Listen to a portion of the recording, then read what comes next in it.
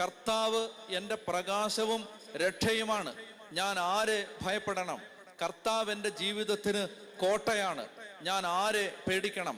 എതിരാളികളും ശത്രുക്കളുമായ ദുർവൃത്തർ ദുരാരോപണങ്ങളുമായി എന്നെ ആക്രമിക്കുമ്പോൾ അവർ തന്നെ കാലിടറി വീഴും. ഒരു സൈന്യം തന്നെ എനിക്കെതിരെ പാളയമടിച്ചാലും എൻ്റെ ഹൃദയം ഭയമറിയില്ല. എനിക്കെതിരെ യുദ്ധമുണ്ടായാലും ഞാൻ ആത്മധൈര്യം വെടിയുകയില്ല. കണ്ടോ? ഉറപ്പ് കണ്ടോ? വിശ്വാസത്തിൽ നിന്നേ ഭയം മാറൂ.